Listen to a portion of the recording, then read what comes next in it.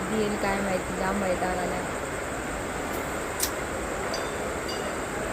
खरं बोललो होतं यार गाईज, स्वर्गात जायला जाम कष्ट करावे लागतात.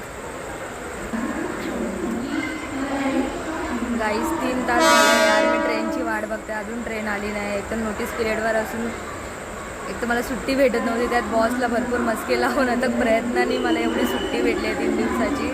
त्यात पण ही ट्रेन माझं डोकं फिरवते, अजून आली नाही आहे. नाही आली तर भाई खूप मोठा बचका होणार आहे. एक तर मला असं झालं मी कधी उद्या सकाळी गावी पोचते यार.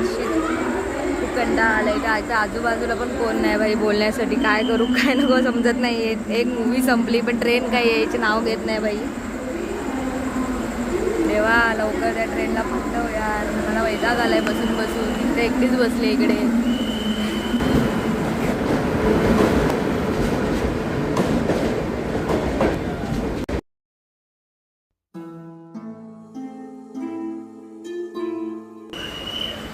फायनली भाई आमची गाडी आलेली आहे भाई.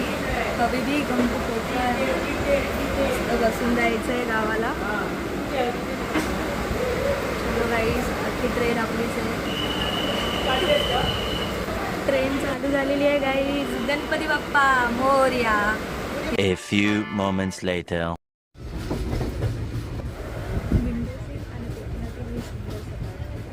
मला सांग सुख म्हणजे नक्की काय असतं. तर गाईस सुख म्हणजे नक्की हेच, सुंदर प्रवास आणि विंडो सीट आणि कोकणातील एक सुंदर दृश्य. बस अजून काय पाहिजे आयुष्यात. आणि माझ्यासाठी सुंदर प्रवासाचा आनंद घेत आहे. किती गोड आहे यार खरंच.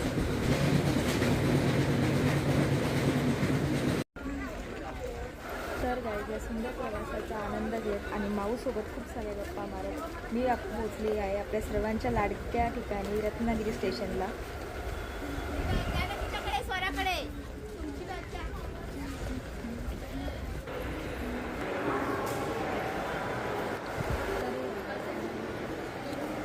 आता इथून आपल्याला ऑटोने बस स्टँडपर्यंत जायचं आहे.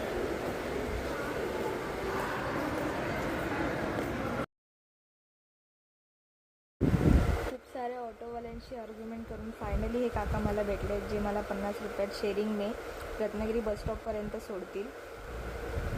खरंच भाई, जेवढा खर्च मुंबईतून कोकणात यायला होत नाही त्याच्यापेक्षा दुप्पट खर्च रेल्वे स्टेशनवरून गावी जायला होतो. बट ठीक आहे, everything is fair, love and war. काही झालं तरी माझं गाव हे माझं पहिलं प्रेम आहे आणि त्यासाठी एवढा खर्च तर चालतोच. आता आपण रत्नागिरी बसस्टॉपपासून एक ट्रॅक्स चालू आहे जे मला माझ्या गावापर्यंत सोडतील. फायनली ऑटोनंतर ट्रॅक्स आणि ट्रॅक्सनंतर माझं पर्सनल रॅपिडो, ते म्हणजे माझा काका मला घ्यायला बाजारात आलेला आहे. हाय माझा काका. काकांची तर ओळख झाली, आता तुम्हाला मी माझं गाव दाखवते.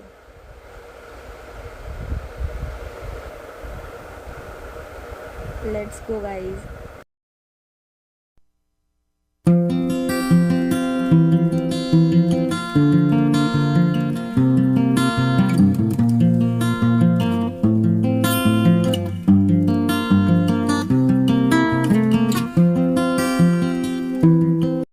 खरं तर घरी जायची खूप घाई होती, बट काय करणार, आईसाहेबांचा शब्द. आईने सांगितलं होतं घरी जायच्या आधी देवीसाठी नारळ आणि पेढ्याचा बॉक्स घेऊन जा. तर काय, लागलो आम्ही दोघेही कामाला.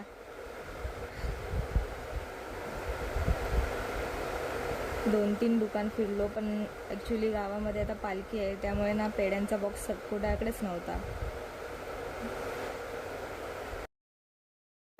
बघताय ना तुम्ही, आईच्या शब्दासाठी किती फिरावं लागतं ते.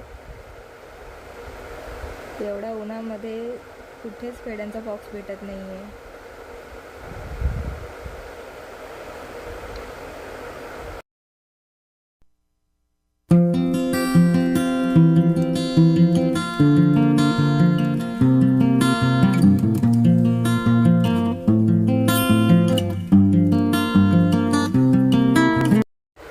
फायनली एका दुकानामध्ये आम्हाला पेढ्यांचा बॉक्स मिळाला आहे आणि या उन्हापासून थंड व्हायला काकाने मस्त थंड थंड लस्सी मागवली आहे आणि चेअर्स करून थंड थंड लस्सी पिऊन आम्ही परत आमच्या घरी जायच्या प्रवासाला निघालो आहोत.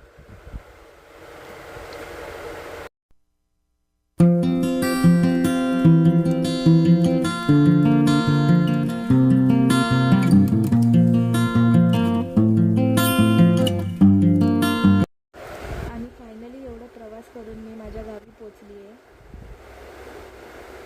तर हे आहे माझं कोकणातलं सुंदर गाव, माझं पहिलं प्रेम जे या निसर्गाच्या सानिध्यात वसले.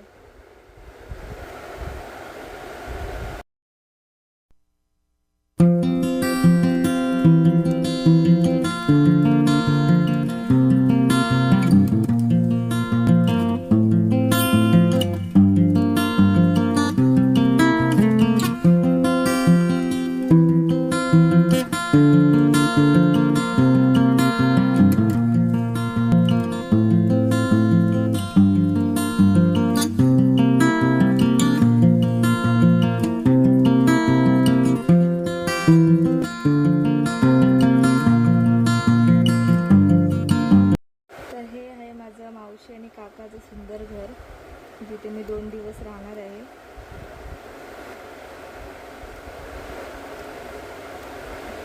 आणि ते माझ्या छोट्या छोट्या भावांची T20 मॅच चालू आहे. हा श्रीतेज आहे, माझ्या छोट्या मावशीचा मुलगा. ही सरला आजी आणि तो अवधूत, माझा 2nd नंबर मावशीचा मुलगा.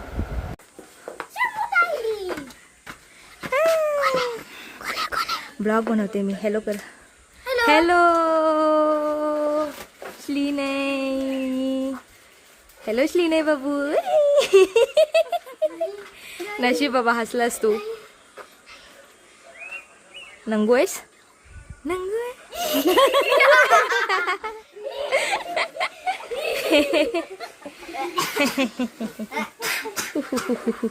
व्हायरल करू नको का आम्हाला.